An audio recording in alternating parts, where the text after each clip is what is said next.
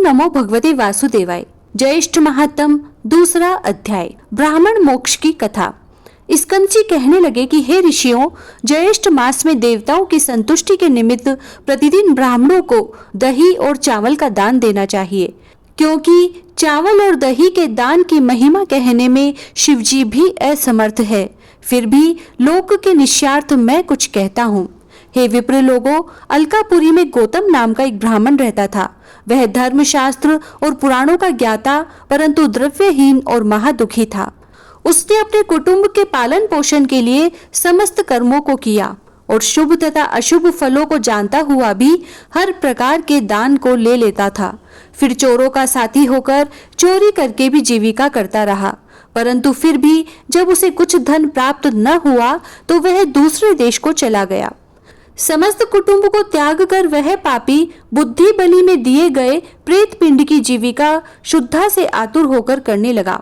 इस प्रकार शमशान में रहकर बलि खाने वालों के साथ सब कर्मों को त्याग कर बलि भोजन करने लगा और शक्तिहीन वृद्धावस्था से जीर्ण तथा क्षीणायु हो गया। एक बार ज्येष्ठ मास में वह ब्राह्मण समस्त बलि भोजन तथा दही चावल लेकर भोजन करने बैठ रहा था। तभी कुछ पक्षी आ गए, तो उस समय उसने कौवों तथा पक्षियों को भोजन देकर फिर स्वयं भोजन किया। इस प्रकार ज्येष्ठ मास में उसने बलिदान किया, किंतु जानकर कुछ नहीं किया।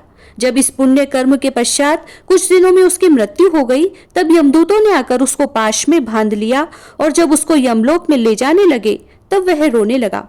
उसके रोने पर यमदूत उसको मुद्गरों से मारने लगे, परंतु इसी बीच में विष्णु भगवान के दूत वहां आ गए। विमान पर सवार उन विष्णु के दूतों ने यमदूतों को अलग हटा दिया और दिव्य देहधारी उस ब्राह्मण को विमान पर बैठाकर स्वर्गलोक में ले गए।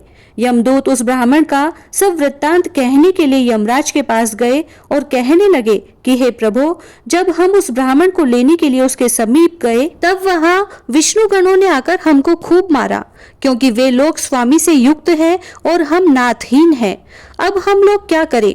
आज से आपकी सेवा नहीं करेंगे, दूसरे व्यापक स्वामी के पास जाते हैं। दूतों के ऐसे वचन सुनकर यमराज अत्यंत क्षुब्ध हुआ और शीघ्र भैंसे पर सवार होकर दंडधारी यमराज ने क्षण मात्र में वहां पहुंचकर विष्णु दूतों के सामने ही उनको भी ताड़ित किया। वे सब विष्णु दूत विमान छोड़कर भाग गए। उन्होंने रमापति विष्णु के पास जाकर सब समाचार निवेदन किया। समाचार सुनकर विष्णु भगवान क्रोध से रक्त वर्ण हो गए और गरुड़ पर सवार होकर यमलोक को गए। वहां उन्होंने इंद्रादिक सब देवताओं को साथ लेकर यमराज से युद्ध किया। तब देवता लोग यम दंड से अत्यंत पीटे जाने पर दशों दिशाओं में भाग गए। उस समय भगवान विष्णु ने क्रुद्ध होकर चक्र से यमराज का वध कर दिया।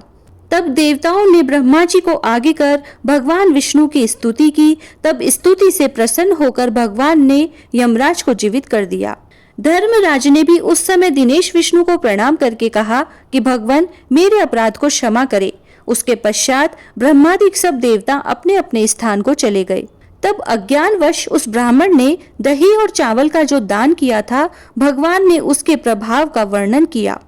तब अज्ञानवश उस ब्राह्मण ने दही और चावल का जो दान किया था, भगवान ने उसके प्रभाव का वर्णन किया। यह अज्ञातवश ज्येष्ठ मास में दही और चावल के दान का फल है। यदि जानकर श्रद्धा से दान किया जाए तो उसका तो कहना ही क्या है।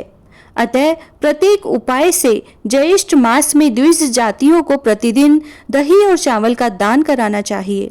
तब प्रतिदिन ब्राह्मणों के चरण धोकर सुगंधित चंदन से उनका पूजन करना चाहिए और सुगंधित पुष्पमाला, विविध प्रकार के पान, लस्सी और शरबत आदि से सत्कार करना चाहिए और स्वयं सुगंध युक्त पंखा से हवा करें। हे ऋषियों, इस प्रकार जो ज्येष्ठ मास में स्नान, दान और पूजन आदि को करते हैं, वे लोग परम गति को प्राप्त होते हैं। इति श्री ज्येष्ठ मास महात्म ब्राह्मण मोक्ष प्रदान वर्णन दूसरा अध्याय समाप्त हुआ। जय श्री राधे।